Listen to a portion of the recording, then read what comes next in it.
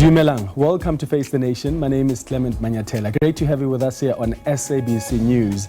On the show tonight, do we or do we not have a budget? Does the Finance Minister have a cabinet-approved budget to present tomorrow in Parliament? Or will he be presenting a budget that won't be supported even by the parties in the GNU? Tonight, we speak to the two biggest parties in the Government of National Unity. The ANC's head of Economic Transformation Subcommittee, Zuko Godlimpi, and the DA Federal Executive Member, Willie Aucamp, speak to us ahead of that crucial sitting tomorrow. Also on the show, will the Education Department meet its March 31st deadline to eliminate pit latrines in schools? Well, the Minister of Basic Education, Siviwe Gwarube, has announced that over 93% of the school pit toilets backlog has been cleared. She speaks to us tonight. But first, my comment.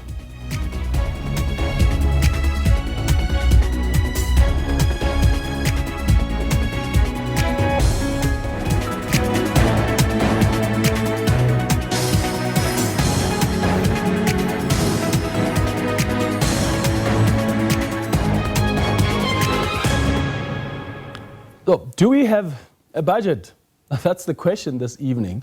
Tomorrow is D-Day. That's the day that Parliament has set for the Finance Minister to deliver the budget speech following last month's postponement because parties in the GNU, including some ANC ministers, objected to the 2 percentage point VAT increase.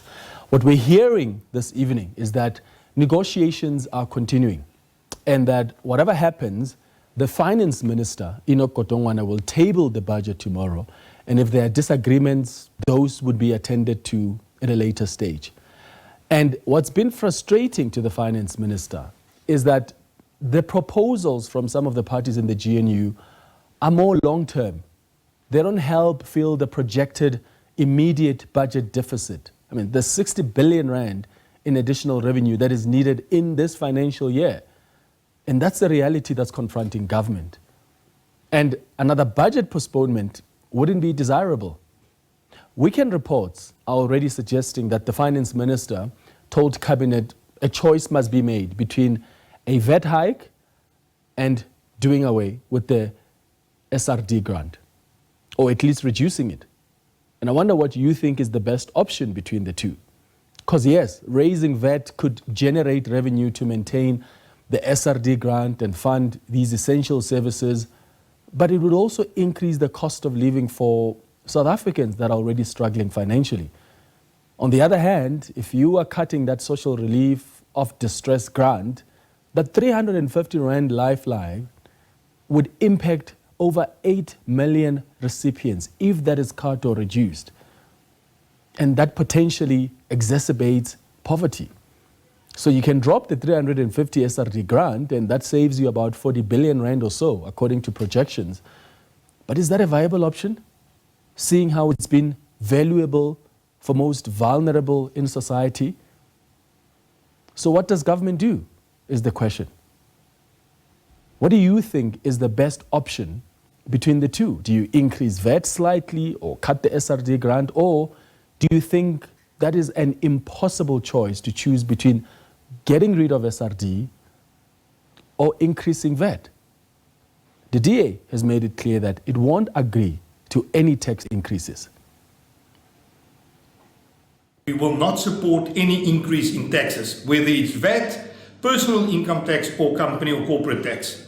South Africa does not have an income problem. We've got an expenditure problem, and we need to look at places where we can cut our cost and lower our debt. The Commissioner of SARS, Mr. Edward Kieswetter, made it clear that if SARS receives an additional 2 billion rand, it will enable them to up their efficiency from 63 to 67%. That 4% increase in efficiency from SARS will enable them to collect an additional between 60 and 80 billion rand under current legislation, and that will be more than sufficient to cover for this VAT increase. The ANC, on the other hand, is caught between a rock and a hard place, right? On the one hand, it doesn't want to overburden the poor through tax hikes or taking away the SRD grant. But on the other hand, it knows its options are limited. Listen to what the ANC chairperson, Gwede Mantashe, said on Face the Nation last week about this issue. What do you say to those South Africans that we simply can't afford VAT increase? Can I tell you, Clement? You see, Clement, VAT is not a poor people's tax. Everybody who goes to the shop pay VAT. So it's everybody's tax. All we are saying is that you can't ring fence a VAT without looking into the need for a revenue. Okay. All of us, including ANC, we accepted that 2% will be heavy for South Africans in the current economic situation. But we're waiting for the Treasury to table a proper budget on the 12th of March. But my encouragement to people is that never read the budget only on the text. Actually, I've never seen anywhere in the world people excited with any tax increase. But what makes a budget not an austerity budget is what is spent on the needs of the people. And I guess that probably explains why Willie Aucamp told us last month on this show that he wasn't surprised that the finance minister, who is an ANC deployee in government, proposed this 2 percentage point increase in VAT. What do you think what happened yesterday means for them? Do you think they are waking up to the reality that we're not in charge? We're actually here to co-govern with other parties that we need and that we need to talk to like equal partners? Well, I think the ANC, at least the leadership, they knew they couldn't elect the president, the deputy president, and the speaker of the National Assembly without the DA vote. So they knew they couldn't govern on their own. But they thought they could outmaneuver the DA, which to some extent they did outmaneuver it. But you know, you can only achieve so much through outmaneuvering, because then the guy you are outmaneuvering gets smart, but from your own tricks, he learns your own tricks. And that's what has happened with the ANC, is that the DA has learned the ANC's tricks, so now you have checkmate between the two of them. And the ANC has got a hugely embarrassing situation where this is a big international story where it cannot give its own budget. So, what options are available for government? What should the parties in the GNU do if the finance minister still wants a VAT increase, which, even if it's less than what was initially proposed, that 2 percentage point increase? We're hearing that cabinet subcommittees will be working tonight, and after the budget is presented tomorrow, consultations will continue, especially if the GNU parties still don't see eye to eye, and then amendments to the budget can be made in the coming weeks. But what's got to happen tomorrow is that whether there's a deal or not, the finance minister has to present that budget. That's what we're hearing tonight. We want you to share your thoughts with us on these developments by sending us a WhatsApp voice note on 078 459 1897. How should parties in the government of national unity break this budget impasse? Remember to tell us your name and surname and where you're sending the voice note from. And please keep it at 30 seconds. Alternatively, you can send us an X on Face the Nation or at SABC News.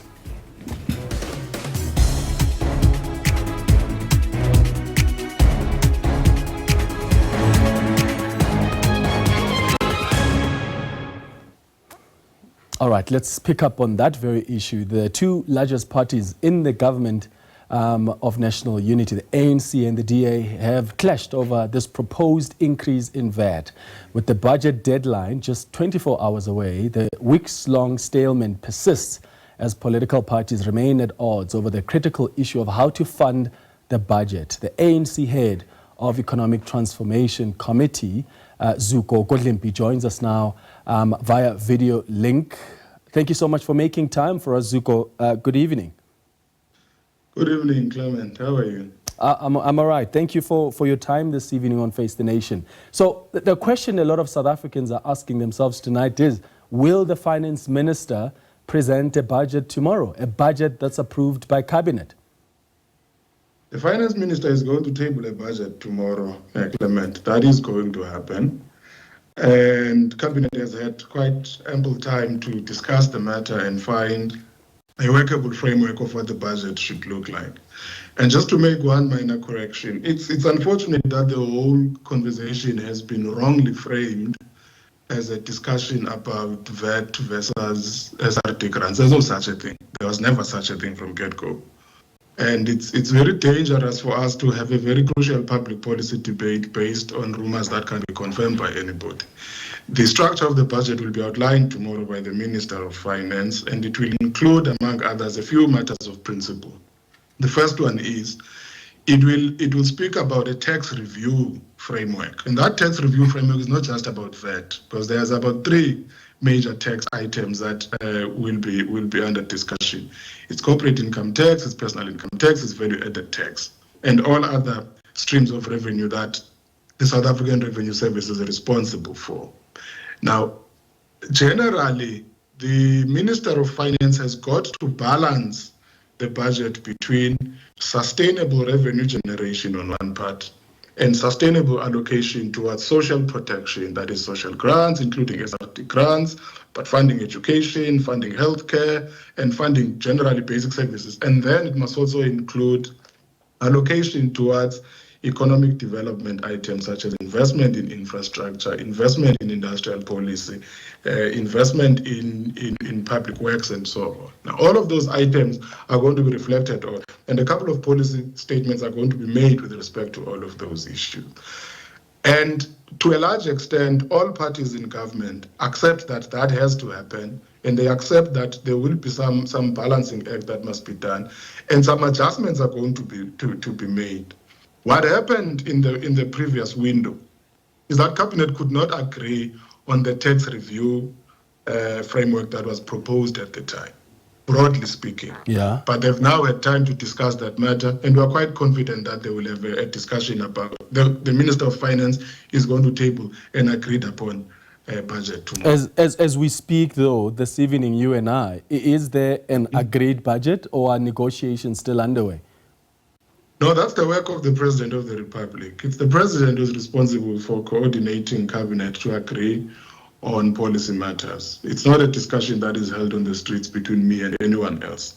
And as I say, I'm quite confident that President Ramaphosa, including the subcommittee of cabinet that he had appointed, which was chaired by the Deputy President, have been able to arrive at an agreement. And everyone is in Cape Town and ready to be in Parliament tomorrow morning to listen to the Minister of Finance around lunchtime tabling that budget. Yeah, and of course, everybody was in Parliament waiting to listen to the Minister of Finance last month, and yet that didn't happen, which is why South Africans are asking themselves, are we going to see a budget that is presented, perhaps not supported by some of the parties in the GNU, but as you say, we wait and see what happens tomorrow. What is the position of the ANC, though? So this is your deployee in government. As the ANC, I would imagine there are conversations you have with your own deployees to make sure that whatever is driven in government also has links to the mandate of the organization. As the ANC, are you comfortable with any VAT increase, whether it's a 1 percentage point, whether it's a 0.75 percentage point? So we do have discussions with our deployees in government, and we do discuss the parameters of policy that must be pursued. But the discussion, as I was saying to you, is not about reducing it to VAT. And I need to emphasize this point, that to frame this discussion over the budget to be just about VAT is to pull South Africans towards a slippery path, which is not going to help anybody have a good understanding. But this is what we said to our deployees. One of the major problems that we're facing for us to be having this heated discussion about review of tax brackets is essentially the absence of a growth runway. If South Africa had a higher level of economic growth and a higher level of employment at the moment, we wouldn't be having this discussion to start with. So the major issue that we've raised with them is that whatever is done, there must be a progressive shift of resource allocation towards growth ignition. So that means you must allocate more money towards the economic cluster, broadly speaking. So invest in infrastructure, invest in industrial policies, I had said. That's the first thing we've said. We've also raised the point that whatever tax adjustment is done, it must be able to achieve two things at least.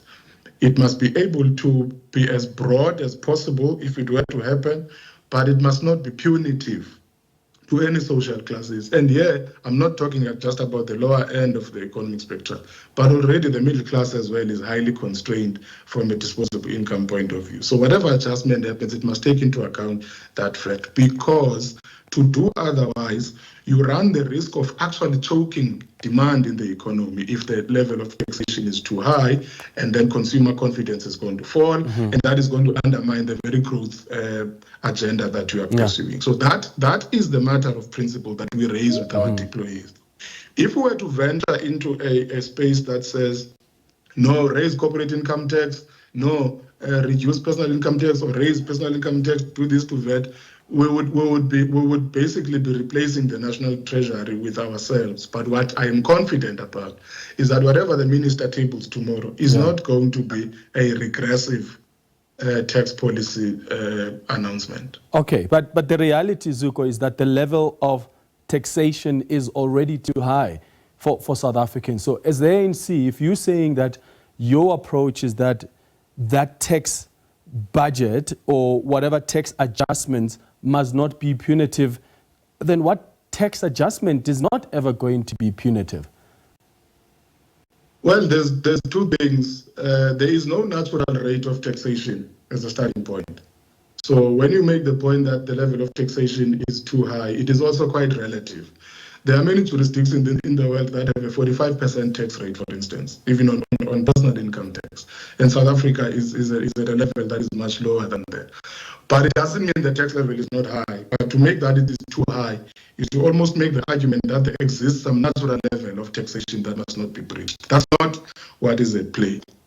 You might have a tax level in the short term that hovers around the current levels as you have. But if your structure of expenditure is designed to grow the economy more, you might find yourself in the medium term in a position to actually adjust tax levels downwards. So the adjustment of tax brackets is a general practice of revenue and fiscal management. You can adjust them downward or upward depending on the balance of evidence, but with a view not to choke demand in the economy or also to undermine investment in the economy. That is the logic that we're insisting on to them. But the ANC is not going to sit and say to them, Minister of Finance, wake up tomorrow, announce a 15% corporate tax level, a 10% personal income tax level, because that would be arbitrary and not be driven by an understanding and analysis of data as it holds on the ground. But our strategy for the medium term is to have a higher level of economic growth, a higher level of employment, which will expand the revenue base, improve the capacity of SARS to collect tax, including to clamp down on illicit financial flow, so that you can stabilize your revenue side of the budget, but also then improve your allocation towards the expenditure side. And as I was saying, sustain social protection, so keep the SRT grant and allow it gradually to rise, whether it is at the level of an annual inflation adjustment. And the ANC has said before, for instance, that provides us a lever to use it as a basic income grant over the long term as we are attacking the crisis of mass unemployment that we have. But the other good thing about the SRT grant is, because it's a means-tested grant and it's linked to the financial system, once employment picks up and people who are in that grant are absorbed in employment and they're getting income in their accounts, it automatically kicks them out. So there is going to be an inverse relationship between the growth in employment and what happens to the SRT grant. So the higher the levels of employment, the lower the numbers will be on the SRT system. Okay, so let's be clear, Zuko, because I don't want the viewers to really not be lost in the jargon here, right? The people watching us right now, some of whom have voted for you as the ANC, many of them have said to you, we cannot afford a VAT increase. Whether it's a 2 percentage point, whether it's a 2 or it's a 1.7, whether it's a 1% percentage point. As the ANC, have you listened to them? Because what I'm hearing from you is you talking about the leeway that the minister has here to make tax adjustments. They could go up, they could go down. What South Africans want to know is, are you comfortable as the ANC with a tax adjustment that is going to go higher? Whether it's at 0.2%, whether it's a 1 percentage point, because they've told you, under the current financial constraints, with the economy like this, we cannot afford that. So the ANC as a general rule, we are not comfortable with a tax adjustment that takes money out of people's pockets as a general rule, right? So on a different day, I would say we want no taxes at all. And we must also answer the question, how are public services going to be financed? So taxation is not a matter of moral choice or political choice as a general rule. It is the function of necessity to fund public expenditure. So there must be some level of taxation that exists. But the ANC makes the point that that level of tax adjustment must not be to the detriment of the poor. So in that sense, and I was saying even to the detriment of the middle class, the ANC wouldn't want to see an increase, including in personal income tax.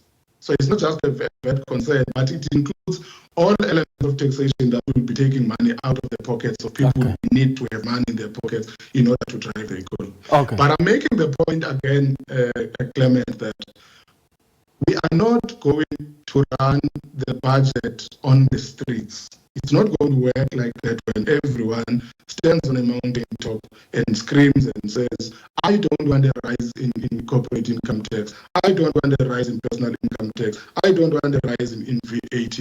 I don't want any taxation at all, and assume that that is rational policy. But what has to happen, we have to carefully think about what are we faced with, what is the optimal path forward. And the ANC agrees, and the ANC manifesto was quite clear. Contain the cost of living rise, protect the vulnerable and poor, expand the VAT exempted basket, but also keep the VAT level where it is. That is the ANC's position, and that position has not changed. Okay, so if you agree with South Africans that a VAT increase is going to take money away from their pockets, that's not what you support with the ANC, nor do you support the increase in personal income tax, those adjustments going high. You don't support that the SRD grant must be taken away. Where does the minister then find this 60 billion rand in additional revenue in this financial year? The DA has come up with this proposal. As the ANC, where do you think he can go get that money? The ANC has made a couple of points on this front, but let me start off by correcting this line again. The ANC says you are going to have a tax adjustment one way or the other. It is the general nature of national budgeting. There is no jurisdiction in the world that does not do a tax adjustment. But to stand on a mountain top and just keep warning about this and say, don't move on this one, move on that other one, we are going to land us into a territory that is not sustainable for the country. Because someone is going to say, we don't want the 27% corporate income tax, shoot it down to 15%. Someone is going to say, we don't even want the personalized personal income tax equation. Put it at a standard level of 10%. Then there is not going to be any revenue to talk about to start with. That's the point that you've got to register in your mind. You must not be caught up in this hysteria of saying, this party supports a VAT increase, this one does not support a VAT increase. All of us do not support a rise in the cost of living. That is the standard point. But the art of governing is to concede that there are some decisions that must be made in adjusting your tax framework in order to finance public expenditure and to also support economic growth and investment in the economy. And that has to happen. But the point that we categorically stand on is that it is counterintuitive to say you are working on dealing with unemployment, you are working on providing poor people with some lifeline, and then you are cancelling the SRD grant. Now that one is radically counterintuitive. You are better off making adjustments in your tax policy that are not punitive. And punitive means it must not be disproportionately higher than everyone else across the tax spectrum. That is the matter of tax law, not tax law. That is the matter of economics, broadly speaking. And that's the detail that the Minister of Finance must get into. Now, there are areas of wastage that of leakage that we have raised with the Minister of Finance in many discussions, and one of which is the tax compliance issue. That in South Africa today, the South African Revenue Service does have potential to raise much higher taxes than what it currently does. But there are some tax administration reforms that must be rolled into the system that will improve our level of collection. So that's one part of it. Some of the proposals about restructuring the expenditure items in the system are not things that you can wake up and say tomorrow on Wednesday, we've therefore decided that government is no longer going to do this, that, and the other. Some of them need data-driven research to arrive at a measured conclusion that this public expenditure item is not optimal and therefore it must be removed from the budget book. But you can't do that overnight. So even what the DA is proposing, even if you were to put Helen Zille herself to table a budget tomorrow, she would not be in a position to carry through all the things that they said must be done. You don't wake up and simply say, we've removed these monies overnight and think that that's a budget. It doesn't work like that. National budgeting means you have to have an evidence-based analysis of what does not work in the short term or what does not work in the medium term, and then have a sense of what implications does it have on both your revenue generation and your expenditure framework in the long run. So all of us tomorrow will have to contend with that reality, other than what people have been saying on the streets. Okay, Zuko, we've got to leave it there. Thank you so much for making time for us. I hope you are able to understand Zuko there. The ANC doesn't support any tax adjustments that are going to be punitive, but they do acknowledge the reality the finance minister is faced with, in that he will have to make tax adjustments. The reality is that may go up. That may go up to 0.3%. That may go up to 1%. But I think the ANC wants to be safe here, not to say we will be comfortable with that, because then they are going against what some of you have said when you've told them, we do not have money. You cannot even raise VAT or personal income tax even by 0.01%. But that's probably what you're going to hear tomorrow. After the break, we're going to speak to the Minister of Education about eradicating pit latrines in schools. Stay with us here on Face the Nation.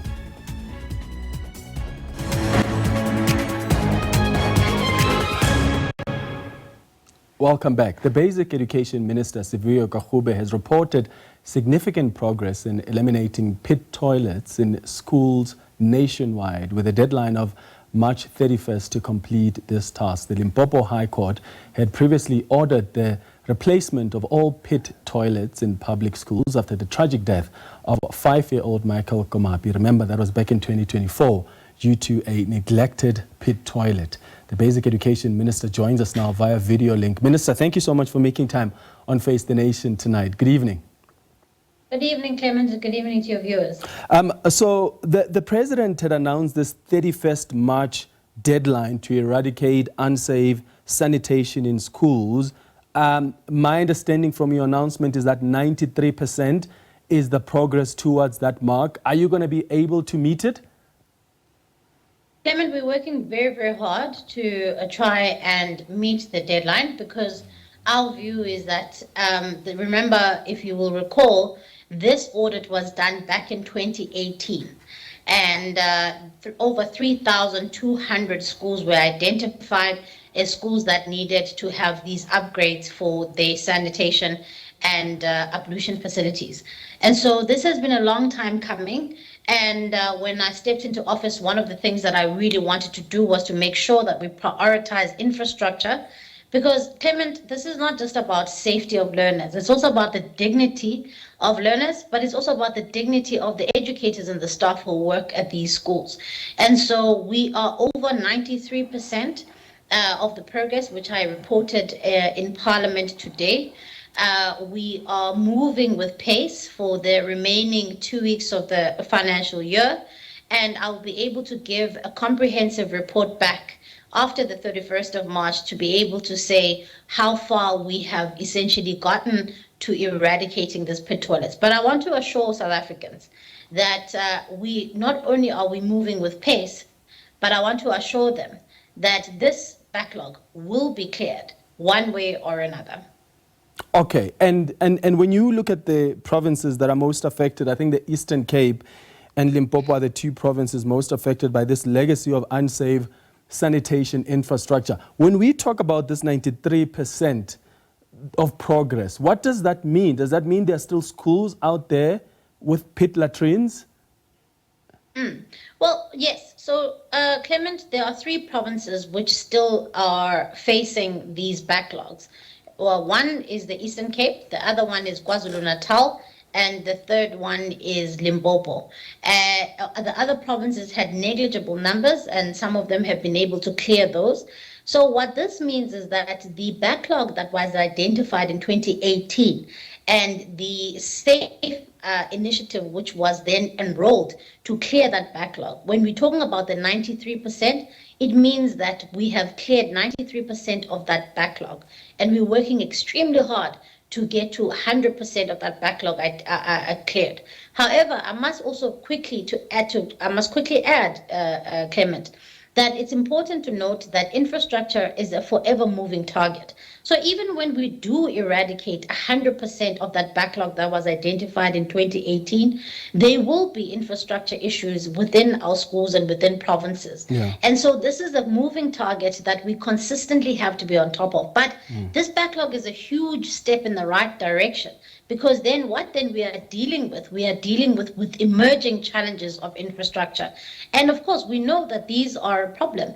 But my commitment to South Africans is that a commitment was made to you back in 2018 that we would clear a backlog.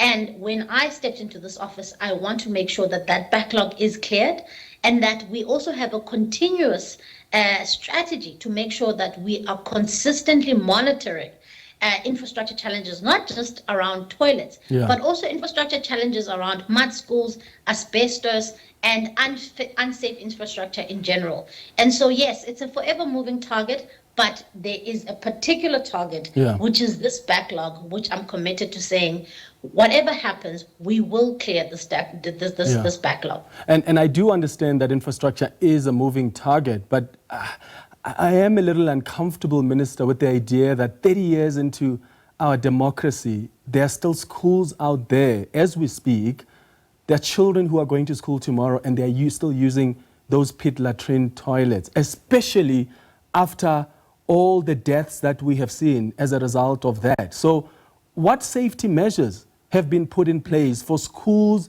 that are still yet to have this infrastructure issue sorted out? Because surely we can't look the other way and say, well, we're still going to get to those schools as part of our plan. I absolutely could not agree with you more.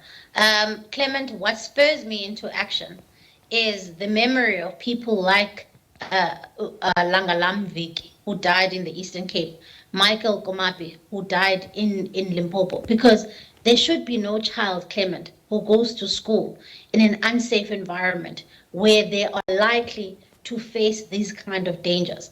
And so, yes, I agree with you. And this is why, for me, this is an urgency. This is why, for me, this has been something that must be cleared. But also at the same time to say, we're not just looking at a target that was set in 2018. We must also immediately, once this backlog is cleared, we must immediately already be starting to say, where are other emerging infrastructure challenges? Where can we clear those? And this is part of the reason why we partnered up with companies such as Willie Aucamp to say, help us have a continuous real-time assessment of where infrastructure challenges, where not only parents, but also teachers, but also learners can flag these things so that we can have a targeted intervention. But I'm confident, Clement, but by the end of this month, we would have made significant progress. But regardless of wherever we end up, I want to assure South Africans that this is the #1 priority for me. Because, Clement, here's the thing. No quality learning and teaching can happen in an environment where learners are unsafe, where teachers are unsafe, or they fear that their dignity is not protected. And so this is exactly why, and I agree with you, 31 years into our democracy, we should not still be talking about this. But this is the reality in which we operate in.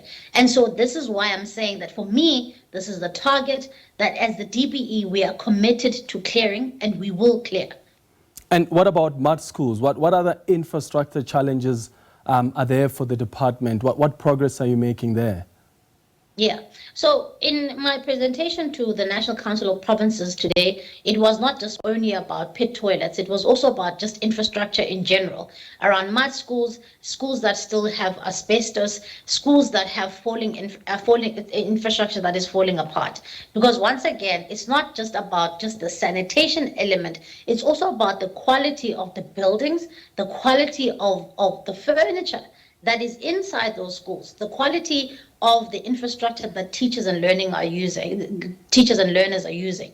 And so this is why even when provinces are underspending, I have introduced a mechanism to say within the MINMEC, the Council of Education Ministers, a meeting which I chair with all 9 MECs, I've made it clear to them that under no circumstances can we ever send money back to Treasury when we have such massive infrastructure backlogs. We must spend every single cent responsibly, without corruption, without leakages, but we must spend the money to make sure that we are improving the quality of education for our learners. Because, Clement, as I said, no amount of quality learning and teaching can happen in an environment where infrastructure is not up to scratch. And so this is, while this is in addition to the work that we do around curriculum rollout, but this is critical to the kind of education that South Africans are receiving. You mentioned that this is a project that was started back in, it was launched, the ASIDI project was launched in 2010, but the SAFE project was launched back in 2018, as you mentioned. When did the department reach this 93% progress? So the department has been working systemically since 2018, particularly if I'm talking about the SAFE initiative. We've been working since 2018, and I say we because for me, ultimately, I have assumed the responsibility of the department wherever I found the department in. So there has been systemic improvement, but I've made it quite clear that we've got to accelerate the delivery of these. And look, and the president was quite bold in his opening of Parliament last year to say that we've set a target for the end of the financial year. And so I've been convening weekly meetings with not only our infrastructure teams, but also with provinces to check where they are, where can we support, where contractors have walked out on provinces and walked out of projects, how do we support those provinces, but also where, for instance, donors have elected to say, we will take some of this off your hands. If they are not performing, how do we follow up with them? So we have made significant progress, and I have assured the members of Parliament today that I was addressing that in the first week of April, I'll be able to give a complete breakdown of what was done in which year and where we are right now, what was done by the DBE, what was done by the provinces, what was also done by donor funding. So we'll be able to share that data and also share the data of where these toilets have been built so that also members of Parliament can go and do oversight for themselves. Okay, so is it fair then, Minister, to say that when you came in, you found these plans in place, right? The targets were already set by the Minister of Education before you, Angie Motshekga, because my understanding is that no new projects took over in the last 8 months since you arrived. Is it fair to say that? Well, of course, the work has began way before I got to the department. The work began with my predecessor, Minister Angie Motshekga. It would be disingenuous to say that the thousands of pit toilets that have been cleared have only been done in the last 8 months. It's also just illogical. But what I'm promising and what I'm committing to is that since I have arrived, I've made sure that this is a priority. And no, it's not accurate for you to say that no new projects have been done in the last 8 months that I have been here. But I would like to actually present that at the end of the month to say how many projects were delivered. But also, Clement, I do want to hasten to say, for me, the obsession is not about who did what and when they did it, who must take credit. My obsession is to make sure that the 13.5 million South Africans and learners who go to our schools go to a school that is safe for them to have the dignity that they need. So it's not about who must take credit for what. It's about saying the work of the department must continue and we must continue at pace. And I'm glad you say that, Minister, because that's a matured and rational way to look at it. But unfortunately, that's not what your party you come from, the DA, believes. They released a statement earlier today, which I think, you spoke up of being disingenuous earlier. I think the statement is disingenuous because they say in that statement, earlier this year, the minister shared the good news of improved matric results. I must remind the viewers that the same matric results you were celebrating, the DA was disputing it. But now they want to claim, oh, the minister actually showed an improvement because you can see a DA minister working.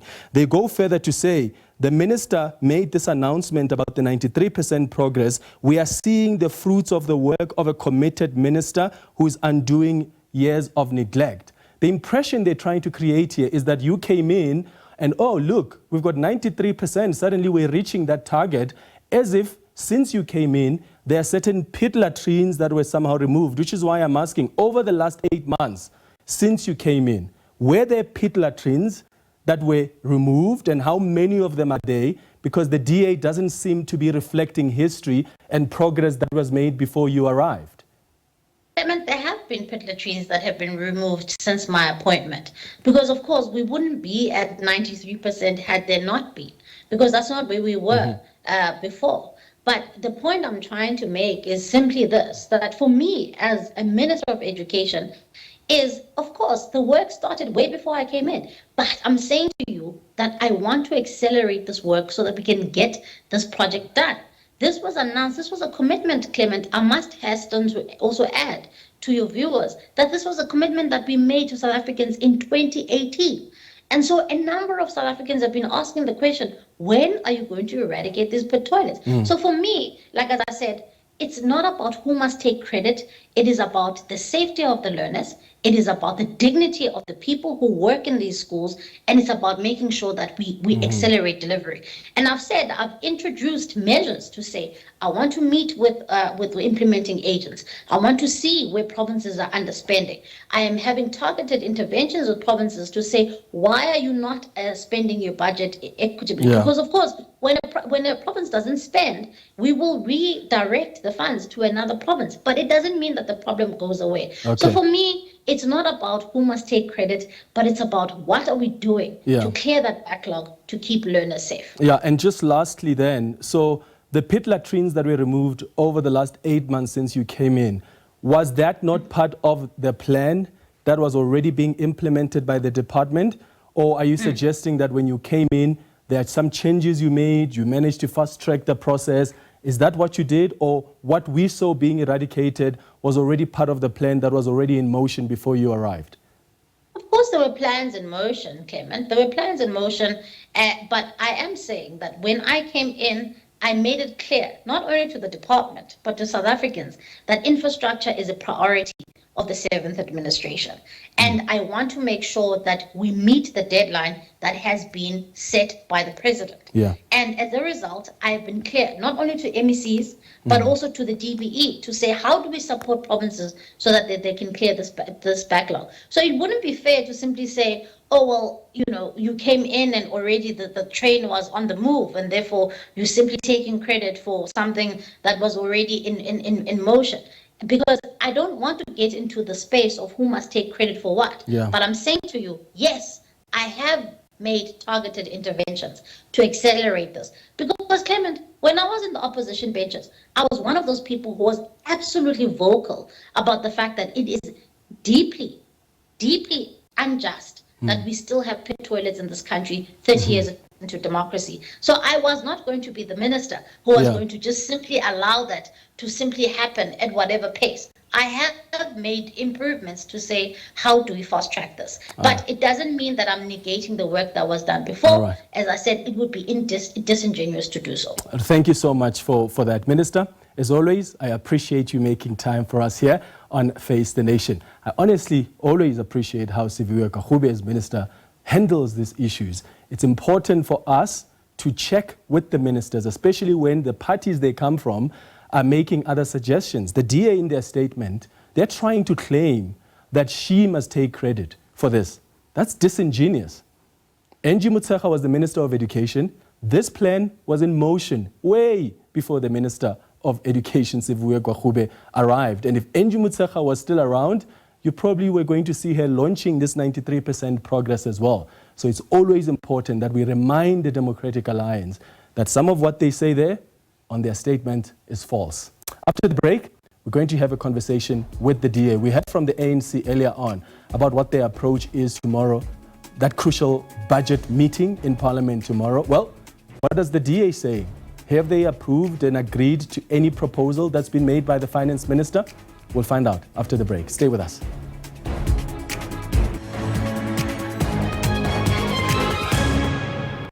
Welcome back. So the question we've been asking you tonight is regarding what is expected to take place tomorrow in Parliament. What options do you think are available for government? What should the parties in the GNU do if the Finance Minister still wants a VAT increase, even if it's less than what was initially proposed, that 2 percentage point? There's some WhatsApp voice notes that have come through. Sam Alekotri Clement Dumela. The only workable solution is, instead of increasing that by 2%, let the Treasury settle for 1%. And one other elephant in the room is social relief of distress. It was a temporary relief, which was situational. Even though I speak from a distance, it has not brought any change. Because we have a debt to pay, let SRD be scrapped. Bye-bye. Good evening, Clement. My name is Lebo McQueen from Mahikeng. Look, man, it's very simple. We were told at the beginning of this GNU that a deadlock breaking mechanism will be a consensus. All that we need is a plausible budget to move this country forward. Thank you. Well, thank you so much for your inputs. Let's hear from the DA now. The EFF, the MK party, including the Democratic Alliance, seem to be united against any tax increase, and it's uncertain if the Finance Minister Enoch Godongwana will present that 2025 budget smoothly that has been approved by Cabinet after postponing it last month. Let's bring in Willie Aucamp now, who is the DA member of the Federal Executive. Willie, thank you so much for making time for us. Good evening. Good evening, Clement. Always nice to speak with you. So I'll ask you the same question that I asked the African National Congress earlier on when we spoke to their head of Economic Transformation Subcommittee. As the DA, is budget going to be presented tomorrow? Budget that's agreed on by Cabinet? Well, Clement, the budget is going to be presented. Whether there will be an agreement is still to be seen. The Democratic Alliance made it very clear that we will not support a VAT increase. We will not support any form of tax increases, whether it's VAT, personal income tax, corporate or company taxes. South Africa does not have an income problem. We've got an expenditure problem. We need to look at how we spend money. In the past, we had our income and we kept it stable there, but our expenditure ran away with us, and that led to us borrowing ourselves into more debt. Our debt service cost is the highest line item in our budget. We cannot go and borrow further money. We need to look at cutting costs. And it is possible. The Democratic Alliance has put on the table a number of cost-cutting measures that we can put in to enable us to save money. If we also listen to what the Commissioner of SARS, Mr. Edward Kieswetter, said. He said that if he could get in the vicinity of 2 to 3 billion rand to put into SARS to have it more effective, they can increase the success capacity of SARS from 63 to 67%. In other words, a 4% increase. That would bring in between 60 and 80 billion rand. And that is the shortfall that we're talking about here. So there are definitely a number of other measures on the table. We do not have to burden the taxpayer any further. So has your leader, John Steenhuisen, spoken to President Cyril Ramaphosa? Because my understanding is that as we speak, you and I this evening, there's still no deal, but negotiations are going to continue. Is it fair to say, as the DA, as those negotiations continue, you are not going to support any kind of VAT or personal income tax increase, or even a proposal, if there will be one, that somehow suggests the SRD grant must be taken away or reduced? Clement, let me make it very clear that the SRD grant should not be taken away. And the threat that it's either a VAT increase or we lose the SRD grant was just disingenuous. The SRD grant was already part of the previous budget. It is there. It's not a new thing. We are talking here about the 58 billion rand shortfall that the Minister of Finance want to get in with this VAT increase. And as I've said, we've put measures on the table that will allow for that to happen. But to come and threaten and play on people's emotions by threatening to take away the SRD grant is just not true. It's not necessary. We can have a zero VAT increase and not lose the SRD grants. If we make government more efficient and cut our spending that really went haywire over the last years, we can make this work. Has your leader met with the president? Yes, they have met several times in person as well as telephonically over the last couple of weeks. So it's been discussions between the two leaders of the two biggest parties in this GNU throughout this process. And obviously there's been a letter that the Democratic Alliance has also sent to the ANC, not as members of cabinet, but we as a party, where we've put out the 6-point plan that we've put on the table. And where we've shown them that we can make this budget work. It is now going to take clear leadership, not leadership in the interest of a party, but leadership in the interest of the country and all the people in this country to make sure that this budget that is going to be tabled and going to be voted through in Parliament is going to be a budget that will work for the South African people out there. Okay, so my understanding is that what the finance minister is frustrated with is that all these plans that are being presented, even plans including yours, that 6-point plan, is that they are more long-term, right? The finance minister doesn't feel like these are plans that you implement now and suddenly you've got 60 billion rand in additional revenue in this financial year. Yes, those can be considered, right, over a long-term period. But he seems to be frustrated that those plans are not short-term. So if the ANC does go ahead, tomorrow the finance minister presents a budget that has an increase in VAT. What is your position as the DA? Whether it's a 0.5% increase or a 1% increase, is that a budget you vote for? No, we will not vote for a VAT increase. So that has been made clear. To answer your question on whether it's a short-term or long-term solutions that we've put on the table, we've said to them that there can be a 50% reduction in government advertising budgets. That can be done immediately. There can be a 33% reduction in traveling and catering expenditures. There can be a hiring freeze for all non-essential government positions. We must make this clear. The plan that the DA has put on the table, Clement, makes provision for even an increase in essential workers, policemen, nurses, doctors, teachers.